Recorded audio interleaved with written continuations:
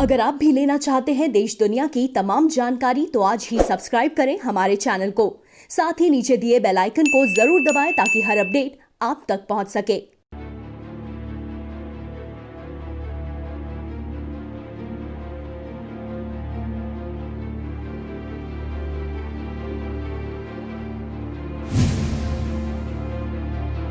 नमस्कार, प्रवास साक्षी news network पर आप सभी का स्वागत है।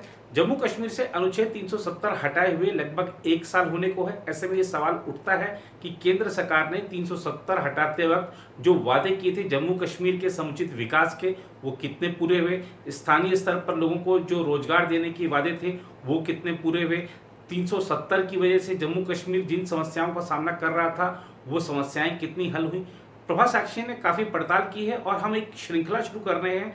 ये दिखाने का प्रयास करेंगे कि किस तरह से जम्मू कश्मीर में इस समय विकास की बयार बह रही है, बदलाव की बयार बह रही है, कई सारी समस्याएं हल की जा रही हैं और जिस तेजी के साथ जो बुनियादी ढांचागत सुविधाएं वहां पर बढ़ाने का काम चल रहा है और सीधे पीएमओ स्तर पर निगरानी रखी जा रही है कई निर्माण परियोजनाओं की कि कितना काम चल रहा है, किस गति से चल रहा है। ये दिखाता है कि सीधे प्रधानमंत्री कार्यालय कितना गंभीर है जम्मू कश्मीर के विकास को लेकर।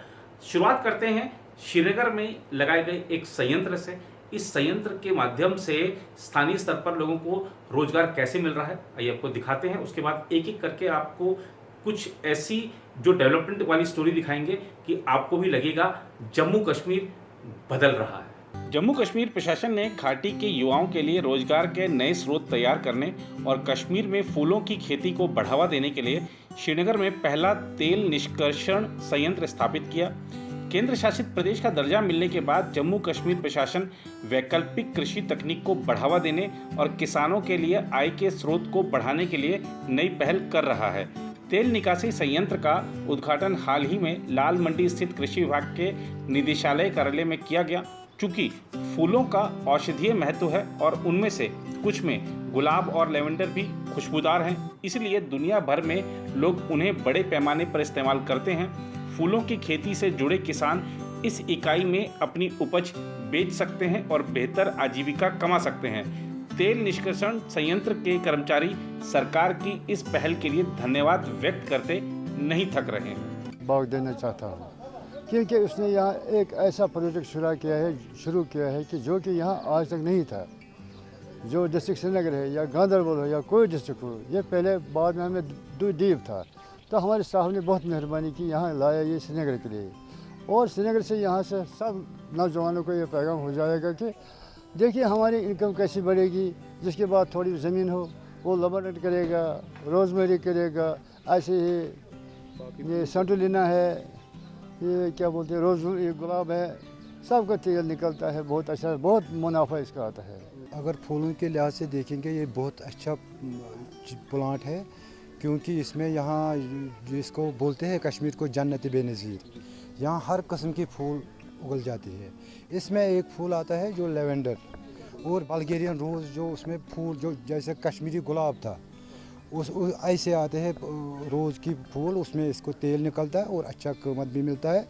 गवर्नमेंट ने अच्छा डिसीजन लिया। ये जो बेरोज़गार पढ़े लिखे नौजवान हैं उनको यहाँ रोज़गार नहीं है, वो ऐसे ऐसे प्लांट लगा सकते हैं। अपनी ज़मीन जिसकी 2 कनाल 4 कनाल 10 कनाल है वो उसमें वो लगा सकते हैं और अच्छा उनको पैसा भी बन जाएगा और रौनकी भी बढ़ जाए। पार्क में लगाएंगे उसका भी हम निकालते हैं, किसी का 1 कनाल का पार्क है, 10 मरले का, 5 मरले का, तो उसमें वो फूल लगाते हैं, वो फूल भी उसको कीमत मिल जाएगा।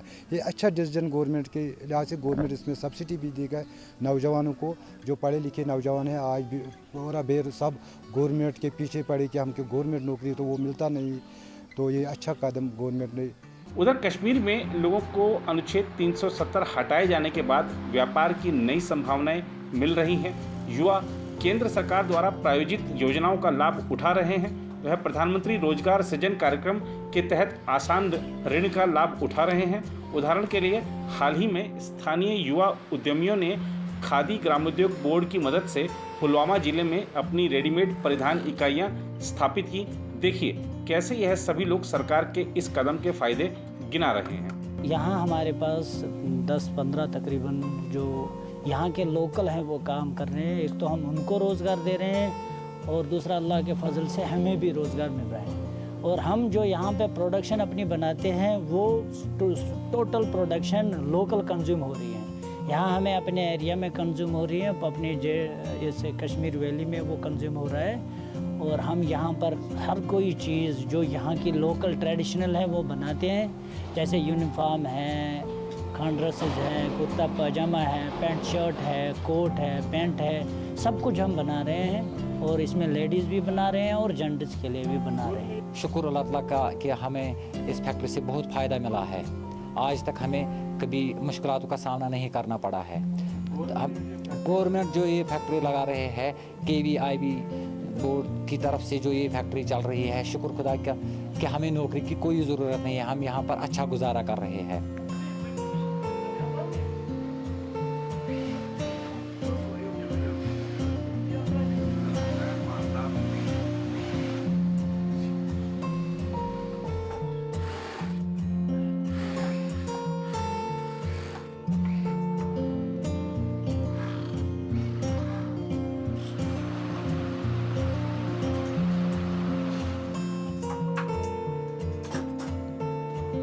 दुनिया में कोविड-19 की बीमारी फूट पड़ी है।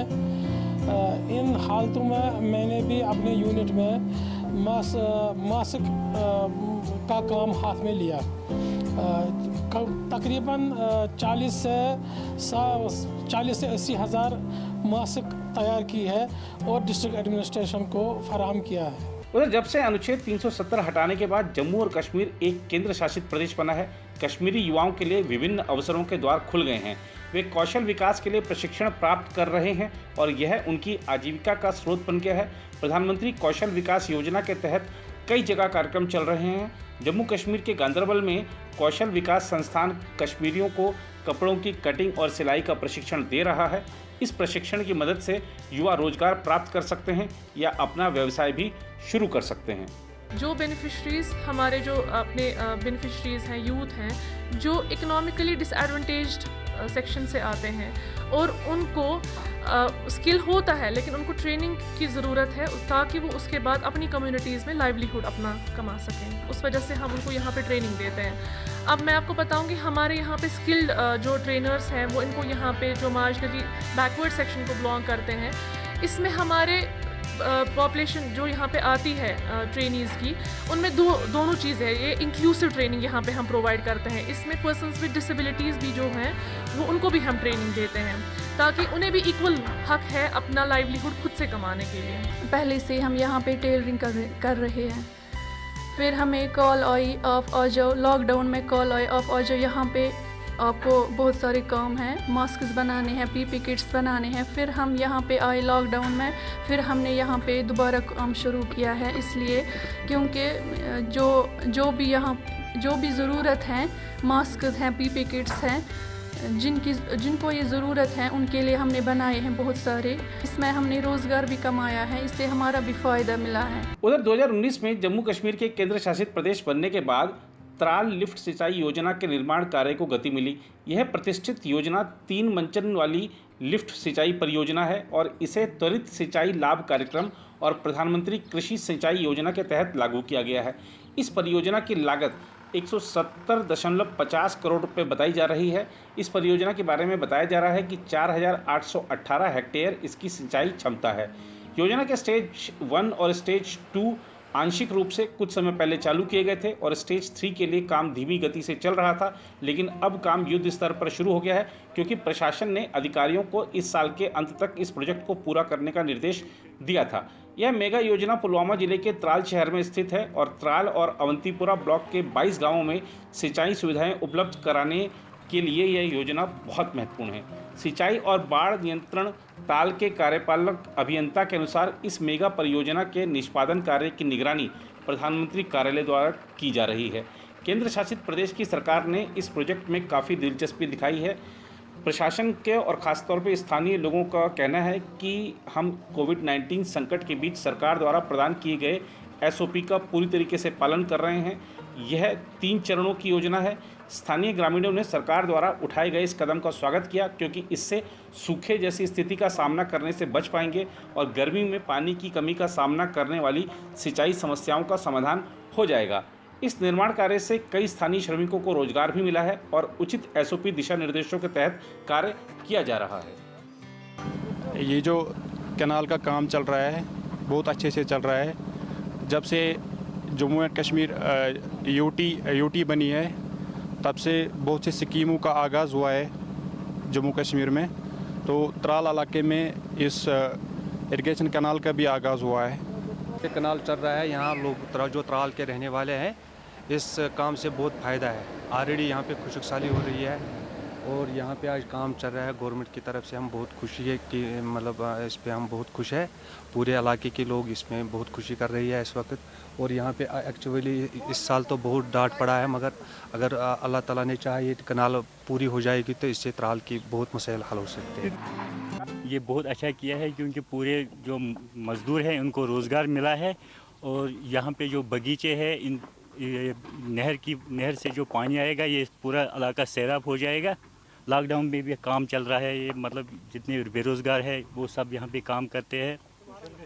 सोशल डिस्टेंस भी है, सब कुछ है। तो प्रभा साक्षी सिर्फ अन्यों की तरह जम्मू कश्मीर के मौसम का समाचार नहीं बताता, हम वहाँ जन जन का समाचार बताते हैं। वहाँ पर जनता को किन समस्याओं का सामना करना पड़ रहा है, जनता के मुद्दे क्या हैं, जम्मू कश्मीर को जो पूरे भारत का एक अहम हिस्सा है उसको सरकार से क्या अपेक्षाएं हैं ये भी दिखाते हैं, लगातार दिखा रहे हैं।